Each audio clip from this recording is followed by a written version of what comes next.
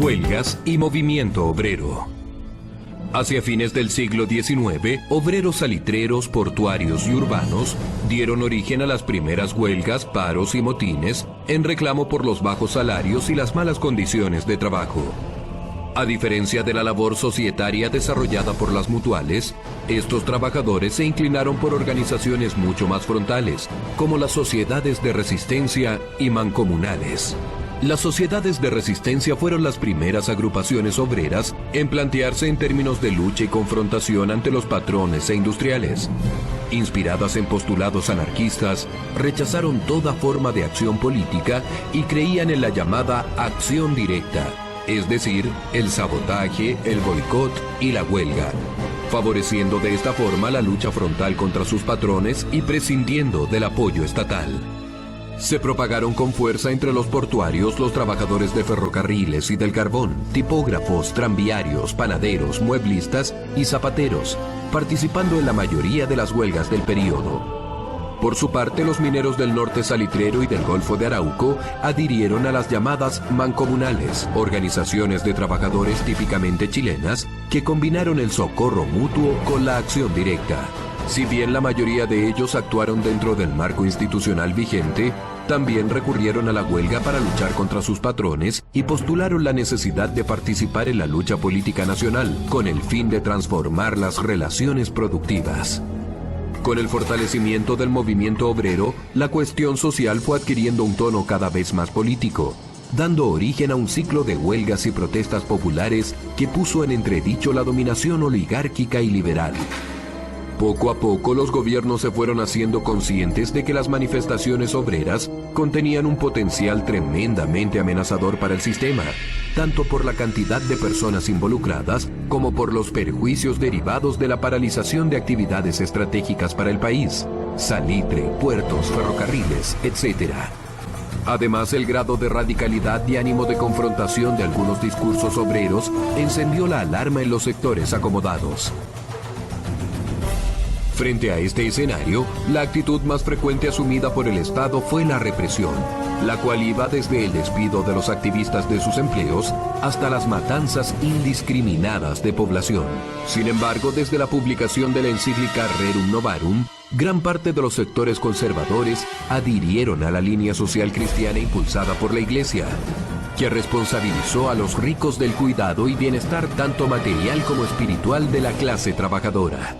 Asimismo, los interpeló a hacerse cargo de la beneficencia, la educación y el socorro de sus familias. Por otro lado, en algunas esferas de la clase política, tomó cuerpo la idea de combatir la cuestión social con obras y leyes de protección social, tales como la Ley de Descanso Dominical y de Habitaciones Obreras, promulgadas durante la primera década del siglo XX. Asimismo, el desarrollo de la cuestión social obligó a reformular los mecanismos de convivencia social entre el grupo dirigente y los sectores populares, especialmente porque estos últimos empezaban a formular paulatinamente su propio proyecto político. Los ejemplos del Partido Democrático, como del posterior Partido Obrero Socialista, sin mencionar la experiencia de los diversos centros anarquistas, no hacían más que ratificar esta maduración político-ciudadana del mundo popular.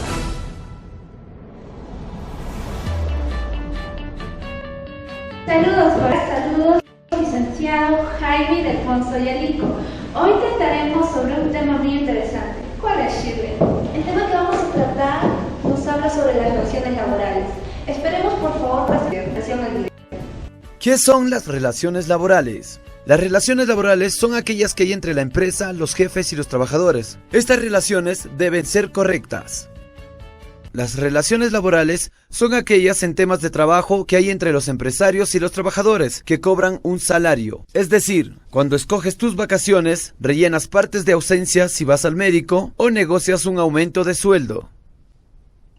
Las relaciones laborales están reguladas en el derecho del trabajo y son normas que tanto el trabajador como el empresario debemos cumplir.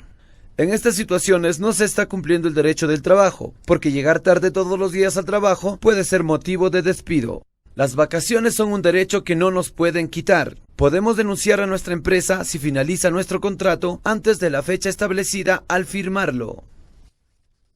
Y recuerda, el no cumplir las normas laborales nos puede llevar a un despido, una sanción o una denuncia hacia la empresa. ¿Quién me representa? Los sindicatos. Los trabajadores, para relacionarse con la empresa, por ley tienen un sistema de representación de trabajadores. Estos representantes de los trabajadores forman parte de un llamado comité de empresa, a partir de 5 representantes o más, o delegados de personal, hasta 3 representantes. Un trabajador o un grupo de trabajadores funcionan ante el jefe o empresario, siendo elegidos por todos los demás trabajadores y así defenderán y negociarán los derechos de todos sus compañeros. Además, debemos tener en cuenta que si en la empresa hay menos de 50 trabajadores, los representantes son hasta 30 trabajadores y un delegado de personal. Entre 31 y 49 trabajadores, 3 delegados de personal. De 50 a más trabajadores, los representantes forman el comité de empresa. Entre 50 y 100, 5 representantes. Entre 101 y 250, 9 representantes. Entre 251 y 500, 13 representantes. Entre 500 y 750, 17 representantes. Y así sucesivamente. En una empresa, cuanto más trabajadores haya, más representación habrá.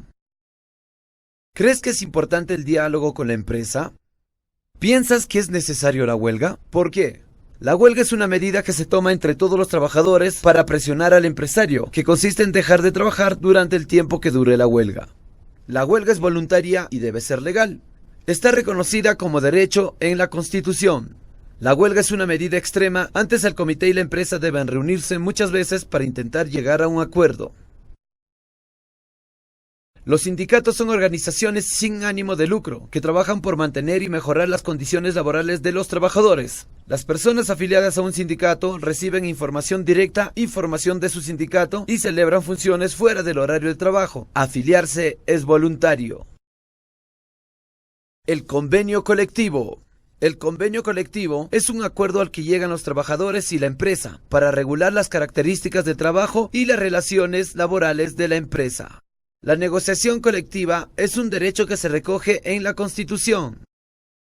Y recuerda, la estructura de un convenio colectivo es la siguiente: convenio colectivo general, convenios colectivos de comunidad autónoma, convenios colectivos de empresa, acuerdos sobre materias concretas. Un convenio siempre debe ser negociado por las dos partes, lo que significa que se tiene que llegar a un acuerdo que beneficie lo más posible a todos.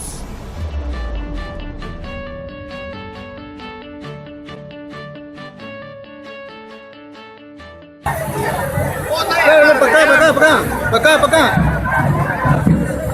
Venga para acá.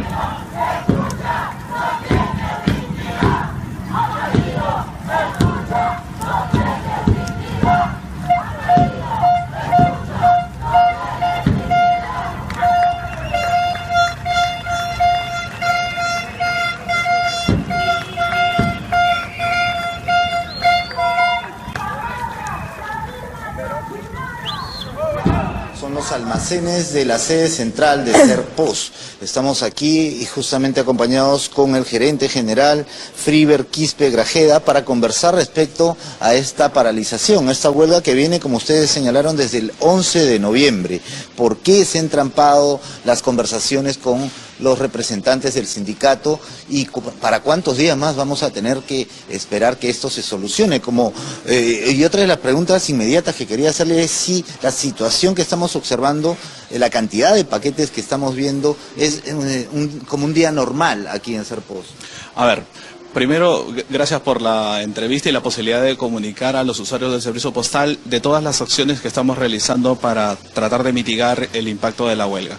En primer lugar, la huelga ha sido declarada ilegal como tal por el Ministerio del Trabajo desde el miércoles de la semana pasada. Eso significa que mañana, cuando máximo pasado mañana, nosotros esperamos que el Ministerio de Trabajo confirme o consienta esa ilegalidad. ¿Esto qué significa? Significa que la posición del sindicato que ha aportado con esta medida pueda tener una connotación jurídica que pueda afectar a los trabajadores de la empresa. Sin embargo, la empresa, en un afán de no afectar al servicio postal como tal, está aplicando las medidas de contingencia respectivas a efectos de proseguir con la continuidad de los servicios postales. Ustedes pueden apreciar, esta es la planta de Serpost. Ven ustedes al personal que está trabajando, personal que hemos incorporado últimamente para el servicio, se les ha capacitado y están en estos momentos tratando de revertir la situación que tenemos. Personal joven, como ustedes pueden apreciar, y que el nivel de productividad seguramente es mucho mayor al de los trabajadores que continuamente venimos trabajando y que están afuera paralizando, ¿no? El diálogo no se ha roto.